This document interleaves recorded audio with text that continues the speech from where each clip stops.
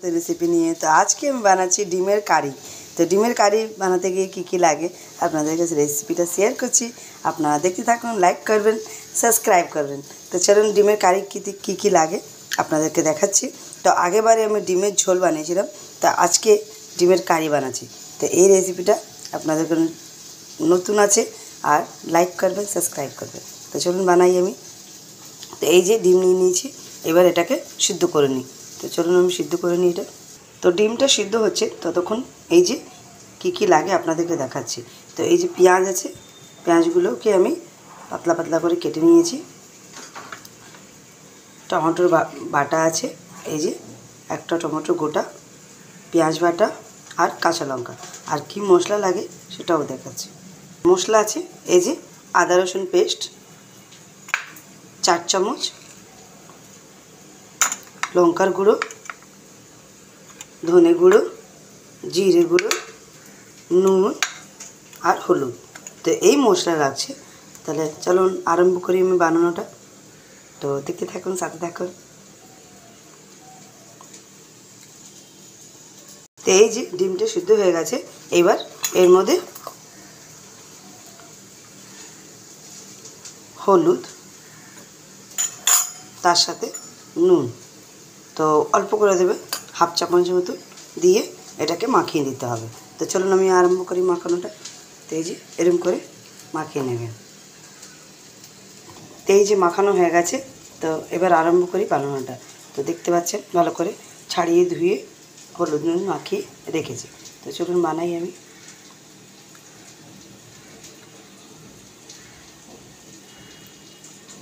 তো এই যে কড়াটা বসিয়ে দিয়েছি, তো কড়াটা একটু গরম হোক। তো কড়াটা গরম হয়ে গেছে, তো এবার তেল দিচ্ছি। তো তেলটা আমি একটু বেশিই লাগবে, তো 4 চামচের মতন তেল নেব। তো এই যে তেলটা গরম হচ্ছে, তো তেলটা একটু গরম হয়ে যায়। তো এই যে তেলটা গরম হয়ে গেছে, এবার ডিমগুলো ভেজে নেব। তো চলুন আমি ডিমটা দিয়ে দিই।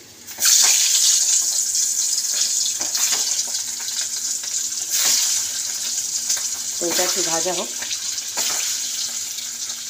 তো এই যে এক পাশে ভাজা হয়ে গেছে, এবার এটাকে উল্টিয়ে দিতে হবে। এই যে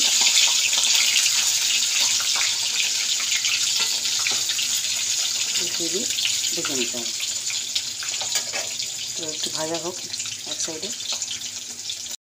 তো এই যে ডিমটা ভাজা হয়ে গেছে, এটাকে এবার নামিয়ে নিতে হবে। তো চলুন নামিয়ে নিই।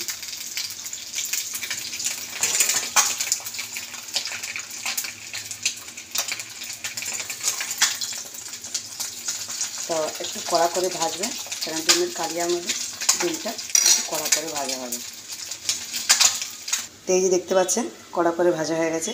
তো এবার তো আলাদা করে তেল দিতে হবে না, এটার মধ্যেই বানাবো। তো তেলটা অনেকটাই আছে। তো এবার পেঁয়াজ দেবো।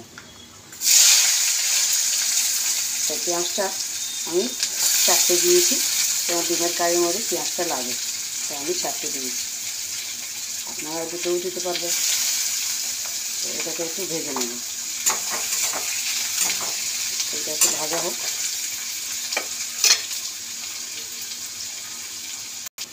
এই যে পেঁয়াজটা ভাজা হয়ে গেছে। তো এইবারে এরকম করে এই যে এরকম করে এটা খালি করে দেবেন। তো এবার এটার মধ্যে গোটা গরম মশলা দেব। তো এটা একটু, তো তার মধ্যেই পেঁয়াজ বাটাটা দিয়ে দেবো। এটাকে ভালো করে দেবো।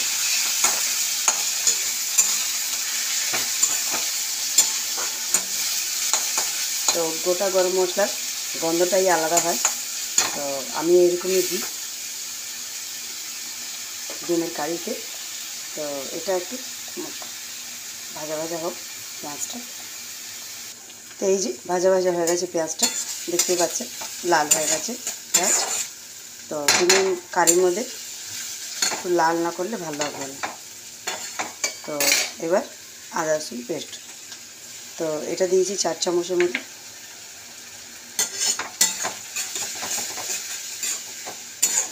এটা একটু কষা হয়ে যায়। তো মশলাটা কষা হচ্ছে, তার তখনই এই যে লঙ্কার গুঁড়ো,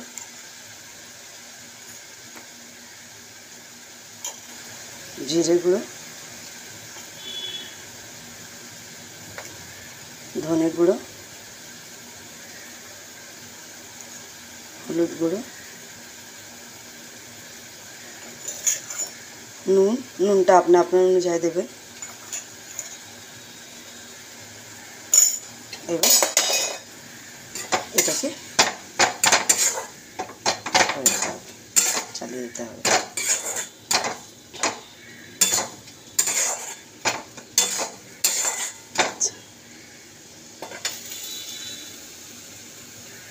তো মশলাটা কষা হয়ে গেছে, এবার টমাটোর বাটাটা দিয়ে দেবো, তার সাথে কাঁচা লঙ্কা দিয়ে দেবো। তো এইটা একটু এই যে কষা হয়ে যাক। তো টমেটোর জলটা আছে, জলটা শুকিয়ে যাক। তো এই যে আমার মশলাটা কষা হয়ে গেছে। তো এইবারে আমি চিকেন মশলা দেব। তো এই যে চিকেন মশলা 1 চামচের মতো দেব। তো এইটাকে আবার একটু ভালো করে মিলিয়ে নিতে হবে। তো এই যে এরকম করে মিলিয়ে নেব। তো এই যে মিলে গেছে ভালো করে, দেখতেই পাচ্ছেন মশলাটা ছেড়ে দিয়েছে, তার মানে কি ভাজা হয়ে গেছে, আর গন্ধটাও খুব সুন্দর হয়েছে। তো এবার জল দিয়ে দেবো, এটা বেশি না, 1 কাপের মতো দেবেন। তো এইটাকে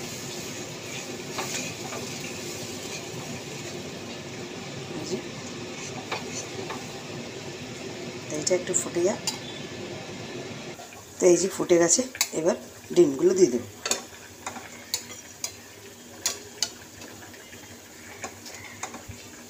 তো এই যে আমার ডিমের কারি রেডি হয়ে গেছে, দেখতেই পাচ্ছেন।